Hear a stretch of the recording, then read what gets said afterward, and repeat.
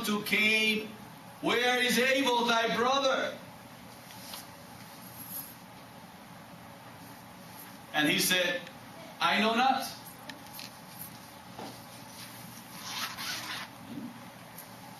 And I, my brother's keeper. And he said, what hast thou done? You wonder, have you ever killed anybody? No, probably not. But have your word and your action have killed people? Have your lies have killed people? Have your accusing of others have killed people?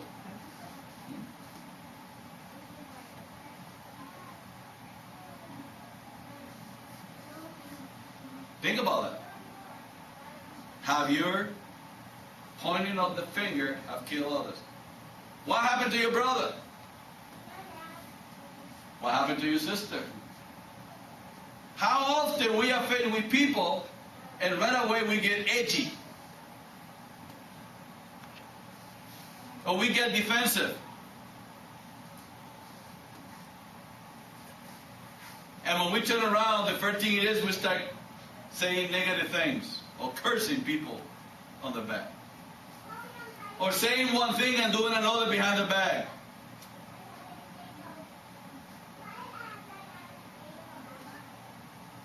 One thing is, you don't have to deal with that person. You have to deal with who? Yourself. That we go back there again. What is in your mind? What is working in your mind? Remember what God said to the woman? What hast thou done, woman? And she said, the serpent beguiled me. Huh? The serpent? We already discussed in the area of the thought that there is something that hears, that prognosticate, that says something that learned by experience. And one of the things that learned by experience that prognosticate is your mind. And your mind is trained by who? By each and every action that happens to you each and every day from the day that you were born. You're talking quantum theology. That's the area where you have to learn about you and God. Know how big God is and the miracle that God has done with Moses and the Israelites and even the resurrection of Jesus Christ.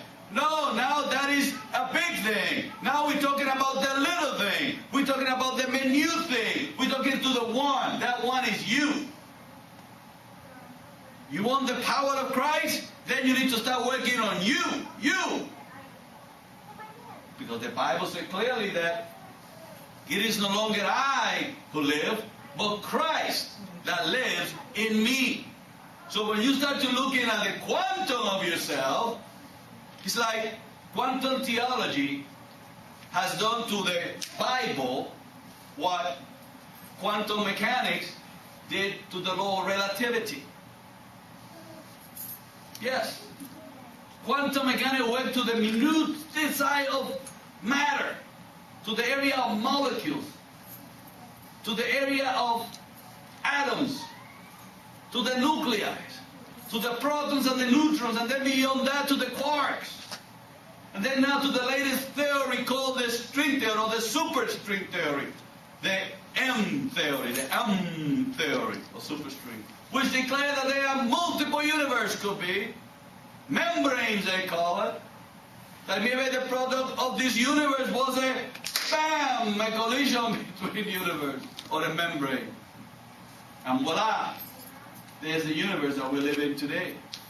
Which your size as an individual is so what? Tiny and small. You are like the size of a string. Or a, let's say, quark. Well, for you that don't understand physics anyway, it's okay. Just very, very small, tiny little thing. Unseen to the eye, even to powerful equipment that we don't have to study it. That's why they work in CERN, in Geneva. They made the new detector called the Atlas. Because they are looking for those tiny, bitty particles. And one of them is called the particle of God. Because there's something that keeps this body together. Well, I can tell you God, but you cannot tell physicists just God. You got to explain it. So when we get to the side of the mind has constantly gathered information into you, and it have been the area where your experience has been stored. So when we do quantum, we need to understand our soul. And over here we got Abel. What got Abel to kill his brother? It's called jealousy. Am I right? What happened? Let's go to the part of it. I'm going to go to verse 4. And Abel, he also brought of the firstling of his flock, and out of that fat thereof. Let me read that again. And Abel, he also brought of the firstlings of his flock, and of the fat thereof. And the Lord had respect unto Abel and to his offering.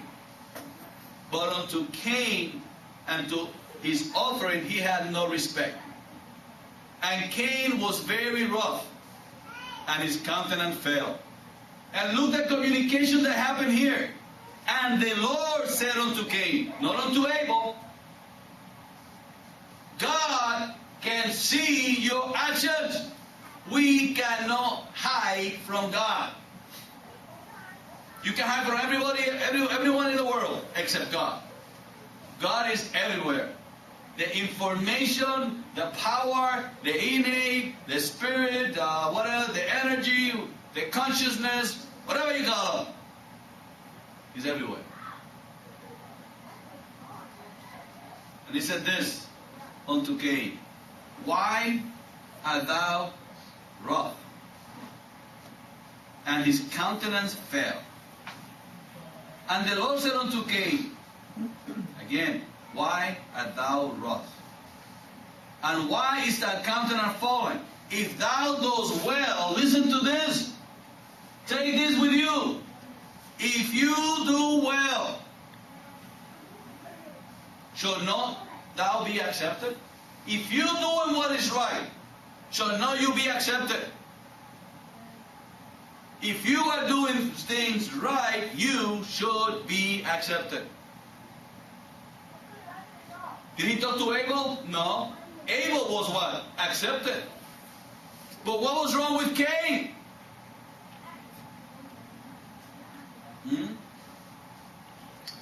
And if thou dost not well, look what it says. Sin lieth at the door, and unto thee shall be his desire, and thou shalt rule over him. Slow that down. Sin lieth at the door, and unto thee shall be his desire, and thou shalt rule over him. Who can control sin? You. And what's the hardest thing for people sometimes to control? You. No sin, you. You can control sin. But your desires, again, where are your desires? In the mind. So you find that the thoughts and the desire are stored in your mind. Think about that for a minute. And you are in control of ruling over sin, or sin will rule over you. And that's not something anyone can help you. You can hear it over and over and over. The decision is yours. We are not talking about baby meat over here. We're talking about time of growth. In the book of Hebrews chapter 5, it tells you clearly, when they were ready to be teachers, he said what? They did not know. They were babes. They needed to be fed with milk. So it is time to grow. In the book of Corinthians, it tells you the same thing too. Paul said, I cannot talk to you in chapter 3. I cannot talk to you because you are carnal. You're still fighting among each other. You're still fighting among the brothers. You are carnal. You have not arise. You don't know how to discern. You're still a baby.